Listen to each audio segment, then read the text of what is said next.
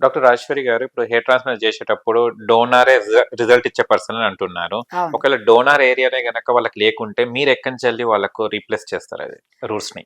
పప్పు గారు పాపం పేషెంట్‌కి ఏం తెలీదసలు. వాళ్ళొక్కటే హెయిర్ ట్రాన్స్‌ప్లాంటేషను, వాళ్ళకి హెయిర్ గావాలనే వస్తారు. అవును. ఆ డోనార్ ఏరియా ఏంటో తెలీదు. కొందరికి నిజంగానే యాహ్! డోనార్ ఏరియా అంటే తెలీదు. అవి సరిపోతాయా తెలీదు. సరిపోవా తెలీదు.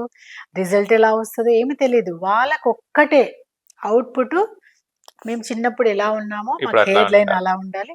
ఆ డెన్సిటీ రావాలి. మాకు ఓకే. మీరు చెప్పినట్టు హెయిర్ ట్రాన్స్‌ప్లాంటేషన్ అంటే హెయిర్ ట్రాన్స్‌ప్లాంటేషన్ కూడా చేసుకుంటాము అని అదే ఉంటుంది పాపం అవును. వాళ్ళందరికీ. బట్ మీరడిగిన క్వెషను నా దగ్గర చాలా మంది వస్తుంటారు. రిజల్ట్ అనేది డోనార్ డెన్సిటీ ఈక్వల్లీ రిసిపియంట్ ఉండాలి. అవును. ఎంత మనకి కావాలో వర్సెస్ అంతా ఎళ్ళాలి రూట్స్ కూడా. యెస్. అప్పుడు డెన్సిటీ చాలా బావుంటుంది. సో, ఇక్కడ మీరడిగిన క్వెషన్ ఏంటి? డోనార్ డోనార్ లేని లేని వాళ్ళకి లేదా ఇన్‌సఫిషియంట్ డోనార్ ఉన్న వాళ్ళకి ఎట్లా అనేది. అవును. సో, దీనికన్నా ముందు ఒక చిన్న క్లారిఫై ఇస్తాను. ఓకే. ఎందుకంటే ఇక్కడ వేరే వాళ్ళయి సరిపోవు. హ్మ్. యాక్సెప్ట్ చేయదు రూట్స్. వాళ్ళ రూట్స్ వాళ్ళకే పెట్టాలి. వాళ్ళ ఓహ్! డోనార్ వాళ్ళకే వాడాలి. అలాంటప్పుడు డోనార్ ఏరియా లేని వాళ్ళకి చాలా కష్ కష్టమైతుంది. కష్టమే. ఓకే. కదా! అలాంటప్పుడు మేమేం చేస్తాము, నెక్స్ట్ డోనార్ ఏరియా హ్మ్. ఇక్కడ బియర్డ్ ఓహో! ఇక్కడ నుంచి తీస్తాము. అచ్చా! దీన్ని మాండిబులర్ లైన్ అంటాము. సబ్‌మెంటల్ జా లైన్ అంటాము. ఇక్కడ నుంచి తీస్తాము ఈ పార్ట్. హుహు. ఇక్కడ నుంచి ఈ పార్ట్ అండి. ఓకే. ఈ పార్ట్ జా అండ్ బియర్డ్ ఏరియా అంటాము. ఇంకోటి థర్డ్ డోనార్ ఏరియా చెస్ట్ నుంచి. హుహు. ఈ 2 డోనార్ ఏరియా నుంచి మనం హెయిర్ తీసుకొని మళ్ళీ వాళ్ళకి ఎక్కడైతే తక్కువైతదో అక్కడ మిక్స్ అండ్ మ్యాచ్ చేయొచ్చు. ఓకే. ఇప్పుడు హెయిర్ అనేది మన హెడ్‌కి వేరే అనుకుంటారు. అండ్ బీర్డ్ వేరే అనుకుంటారు అవును. కదా! హ్మ్. ఇది దీనికి ఎలా మ్యాచ్ అవుతుంది మేడం? ఎలాంటి మ్యాచింగ్ అంటే కాస్మెటికల్లీ మ్యాచ్ కాదు. అదే. ఓకే. చూడడానికి. బికాజ్ ఇక్కడ కర్లీ హెయిర్ ఉంటాయి. అవును. ఇట్ విల్ డిఫరెంట్ ఇది అది. కొంతమందికి స్ట్రెయిట్ హెయిర్ ఉంటది. కర్లీ హెయిర్ ఉన్నోళ్ళది ఏం గాదు. అదే. But scalp hair, straight hair ఉండేసి స్ట్రెయిట్ హెయిర్ వస్తాయి మళ్ళీ. హ్మ్. మళ్ళీ ఇక్కడ కొంచెం కర్లీ ఉంటే అవును. Anatomy structure is different. చూడ్డానికి కూడా డిఫరెంట్. కాబట్టి కాస్మెటికల్లీ కొంచెం మ్యాచ్ అవ్వదు. బట్ మీరు అడిగే క్వెషన్ ఏంటంటే నిజంగా ఇదే చాలా డెన్సిటీ ఉంటాయి. బాగా అవును. స్ట్రాంగ్‌గా ఉంటాయి చూడ్డానికి గూడా. థిక్‌గా అవును. ఉంటాయి యెస్. గదా! అవును. బియర్డ్ స్కాల్ప్ హెయిర్ కంటే. సో, ఆ విషయంలో అయితే ఈ బియర్డ్ హెయిర్, చెస్ట్ హెయిరే చాలా మంచిది దెన్ స్కాల్ప్ హెయిర్. ఓహ్! కాకపోతే ఇక్కడ స్కాల్ప్ హెయిర్‌లో 10,000 గ్రాఫ్ట్ తీయొచ్చు రూట్స్. బట్ అచ్చా! ఇక్కడ తీయలేము. తీయలేం. ఓకే. కాబట్టి ఫస్ట్ ప్రియారిటీ స్కాల్ప్ హెయిర్‌కిస్తాము. హుహు. ద సెకండ్ ప్రియారిటీ మనము బియర్డ్‌కిస్తాము. థర్డ్ చెస్ట్‌కిస్తాము. సో, మెయిన్ అడ్వాంటేజ్ ఏంటి అంటే అవి తీయడం వల్ల చేసేటప్పుడు ఇక్కడ బియర్డ్ అవును. తీసేటప్పుడు ఎక్కువగా డెప్త్‌కెళ్ళము. హ్మ్. స్కాల్ప్‌లో ఎళ్ళేంత వరకి, తలలో ఎళ్ళేంత వరకి. అచ్చచ్చా! ఎందుకంటే పైనే ఉంటాయి గాబట్టి ఒక 2 డెప్త్ వెళ్తే చాలు. చిన్న చిన్న షార్ప్ పంచెస్‌తోని తీసేయొచ్చు. Easiest local anaesthesia. Then scalp hair.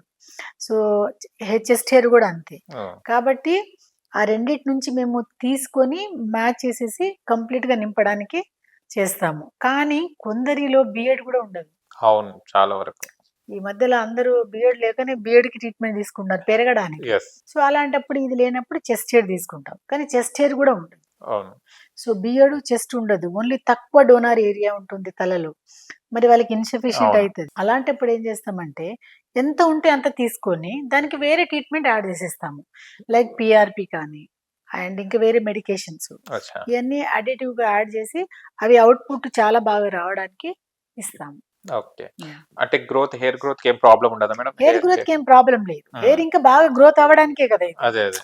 లేదు అంటే వాళ్ళ పలిచేదాంతోని పాపం అన్ని డబ్బులు కట్టి కూడా వాళ్ళు సాటిస్ఫై అవ్వనప్పుడు హ్మ్. బాగోదు. ప్లస్ మీలాంటోళ్ళు ఏమంటారు?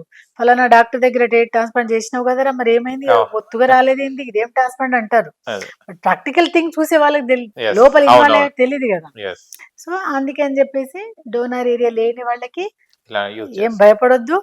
బియర్డ్ ఉంటే బియర్డ్ నుంచి తీసుకుందాము. చెస్ట్ హెయిర్ ఉంటే చెస్ట్ హెయిర్ తీసుకుందాము. ఓకే. ఆ 2 లేని పక్షంలో నెక్స్ట్ స్టెప్. పీఆర్‌పీ కానీ లేదంటే వేరే అడిషనల్‌గా మెడిసిన్ అన్ని కూడా లోషన్స్ కూడా సపోర్టివ్‌గా ఇస్తా ఓహ్! ఉంటాం. నైస్.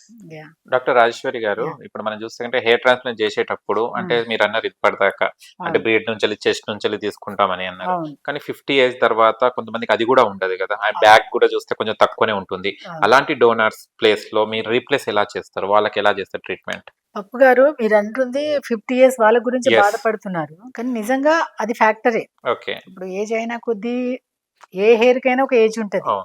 ఆ రూట్స్ అనేది ష్రింక్ అయితా ఉంటది. అది డోనార్ ఏరియా కావచ్చు, ఫ్రంటల్ ఏరియాని అవును. కావచ్చు. ష్రింక్ అవ్వడం వల్ల అక్కడ కూడా తగ్గుతుంటుంది వెనకాల.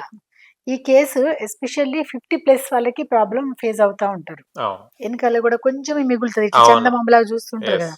బట్ పాపం వాళ్ళు కూడా హెయిర్ ట్రాన్స్‌ప్లాంట్ కావాలని వస్తారు. హ్మ్. ఎందుకంటే అప్పటికి రిటైర్మెంట్ అయిపోతది. అవును. బాధ్యతలన్నీ అయిపోయి వాళ్ళ పిల్లల మ్యారేజ్ చేయడము, లేదంటే మంచి టైం దొరికిందనో, అప్పుడు కొంచెం లుక్స్ మీద వాళ్ళు కాన్సంట్రేషన్ పెడతారు. సో, చాలా మట్టికి పిల్లలు పెళ్లి చేయాలా, రిటైర్ అయిపోయినాము, కొంచెం ఫ్రీ ఉన్నాము, మాకేమైనా హెయిర్ వస్తదా డాక్టర్ గారు అని వస్తారు. అవును. సో, అలాంటి వాళ్ళకి డోనార్ ఏరియా లేకపోయినా కూడా ఫస్ట్ ప్రియారిటీ బియర్డ్, సెకండ్ హ్మ్. Priority chest. అచ్చా. కానీ పాపం వాళ్ళకి బియర్డ్ కూడా ఉంది. అంతగా సపోర్ట్ చేయదు ఆ ఏజ్‌లో. అవును. సో, వాళ్ళకి ది బెస్ట్ డోనార్ ఏరియా అనేది చెస్ట్ హెయిర్. హ్మ్. ఎందుకంటే 100 ఇయర్స్ వరకు చెస్ట్ హెయిర్ ఉంటాయి. అవును. బీడ్ అంటే కొంచెము డెన్సిటీ అటు ఇటు తగ్గుతుంది. క్వాలిటీ తగ్గుతుంది. బట్ చెస్ట్ హెయిర్ ఎల్లకాలం ఉంటుంది. హ్మ్. సో, కాబట్టి 50+ ఓల్డ్ ఏజ్ వాళ్ళకి ఎవరైనా ట్రాన్స్‌ప్లాంట్ చేయాలనుకుంటే డోనార్ ఏరియా లేని పక్షంలో చెస్ట్ హెయిర్ తీసుకుంటాము. హ్మ్. And the chest hair is ideal for the 50+ వాళ్ళకి. ఓకే. సో, అవి గ్రోత్ రేట్ కూడా బావుంటుంది. సర్వై కూడా ఈజీగా అయిపోతుంది. అండ్ రికవరీ కూడా పెద్ద సైడ్ ఎఫెక్ట్ అట్లా ఉండదు. స్కార్ ఫార్మ్ అవ్వదు. ఒకవేళ అయినా కూడా లోపలే ఉంటది గదా! అవును. సో, పెద్ద లేకుండా వాళ్ళకి చెస్ట్ హెయిర్ సపోర్ట్ ఉంటుంది. ఓకే. 50 ఇయర్స్ వాళ్ళకి కూడా యాహ్! సొల్యూషన్ ఉందన్నమాట. ఆ! No problem. Okay. Yeah! Thank you so much doctor గారు. చాలా విషయాలు తెలుసుకున్నాం హెయిర్ గురించి. అండ్ హెయిర్ ఎలా ట్రాన్స్‌ప్లాంట్ చేయాలి, చేసుకున్న తర్వాత విధానాలు ఏంటియో కూడా తెలుసుకోవడం జరిగింది. And nice. మీలాంటి డాక్టర్లు ఉన్న తర్వాత హెయిర్ ఉన్నా ఒకటే, లేకున్నా ఎందుకంటే మరి రీప్లేస్ చేస్తారు కాబట్టి. Thank you so much.